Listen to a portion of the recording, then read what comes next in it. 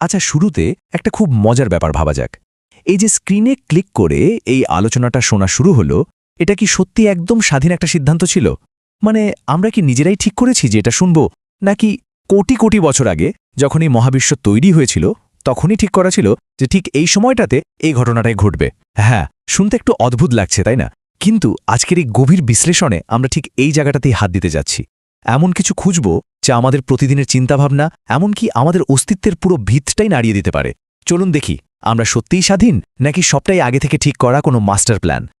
এই যে আমরা বলি স্বাধীন ইচ্ছা বা ফ্রি উইল, এটা কি আসলেই আছে, নাকি আমাদের নিজেদের মস্তিষ্কই সারাক্ষণ আমাদের সাথে এক অদ্ভুত খেলা খেলে যাচ্ছে, মানে নিজেকেই নিজে ধোঁকা দিচ্ছে? আধুনিক নিউরোসায়েন্স আর প্রাচীন দর্শনের পাতা ঘাটলে এমন একটা ভয়ঙ্কর কিন্তু চমকপ্রদ সত্যি বেরিয়ে আসে যা আজ আমরা উন্মোচন করতে যাচ্ছি। বাইরে থেকে মনে হতে পারে আমরাই আমাদের জীবনের ড্রাইভিং সিটে বসে আছি, স্টিয়ারিং আমাদের হাতে, কিন্তু ভেতরের আসল ঘটনাটা কিন্তু একেবারেই অন্যরকম হতে পারে। খুব সহজ ভাষায় যদি বলি, স্বাধীন ইচ্ছা মানে হল বাইরের কোনো কিছুর প্রভাব ছাড়াই একদম নিজে থেকে কোনো সিদ্ধান্ত নেওয়ার ক্ষমতা। একদম সাধারণ কিছু উদাহরণ দেওয়া যাক।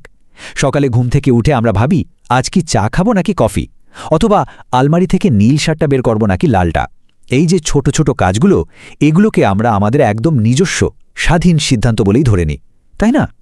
আমরা দৃঢ়ভাবে বিশ্বাস করি যে এই সিদ্ধান্তগুলোতে আমাদের পুরো কন্ট্রোল আছে। কিন্তু সত্যি কি তাই?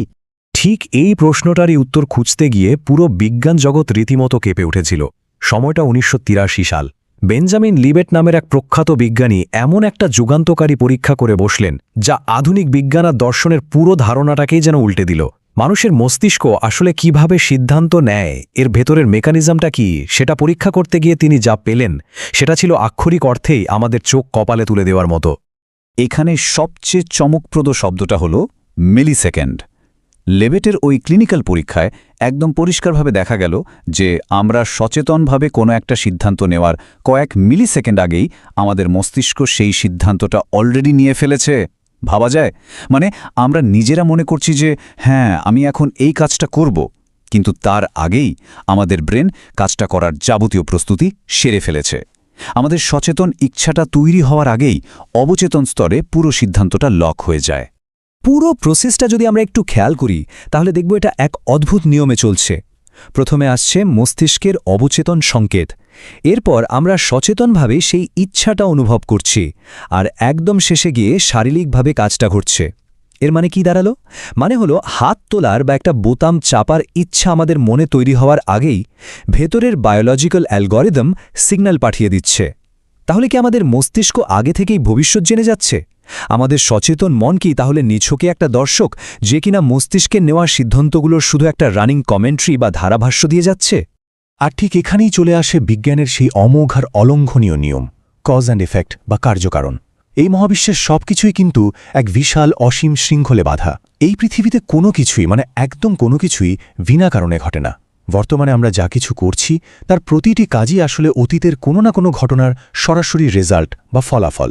এই সিম্পল কিন্তু পাওয়ারফুল নিয়মটা বাদ দিয়ে আসলে মহাবিশ্বের কোনো কিছুর অস্তিত্বই কল্পনা করা অসম্ভব। ব্যাপারটা অনেকটা একটা মহাজাগতিক ডমিনো এফেক্টের মতো। ধরুন মাঝরাতে হঠাৎ করে কারো খুব মশলাদার কিছু খাওয়ার ইচ্ছা হলো।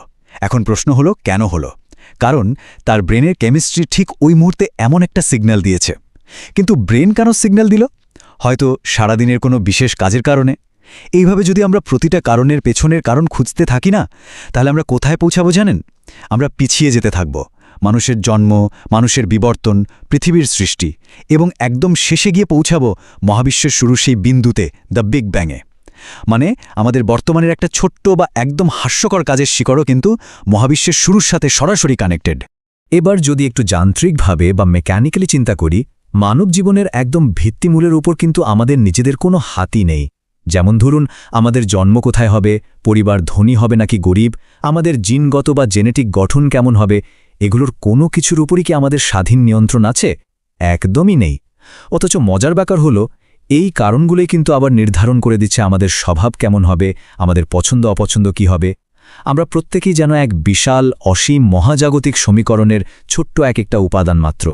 তাহলে এখন স্বাভাবিকভাবেই মনের ভেতর একটা গভীর আর সত্যি বলতে কিছুটা ভীতিকর প্রশ্ন জাগতে পারে, আমরা কি তবে শুধুই একদল বায়োলজিক্যাল রোবট? আগে থেকে ঠিক করে রাখা এই বিশাল কার্যকারণ শৃঙ্খলে আমাদের নিজেদের অস্তিত্বের কি তবে কোনোই দাম নেই? বিজ্ঞান যখন আমাদের নিয়তি বা ডেস্টিনির এই রূঢ় বাস্তবতার সামনে দাঁড় করিয়ে দেয়, তখন খুব স্বাভাবিকভাবেই আমাদের বেঁচে থাকা, আমাদের আবেগ, আমাদের কষ্ট সবকিছুকে খুব অর্থহীন মনে হতে পারে। আমরা যেন আগে থেকে লিখে রাখা কোনো স্ক্রিপ্ট বা চিত্রনাট্য জাস্ট পড়ে চলেছি।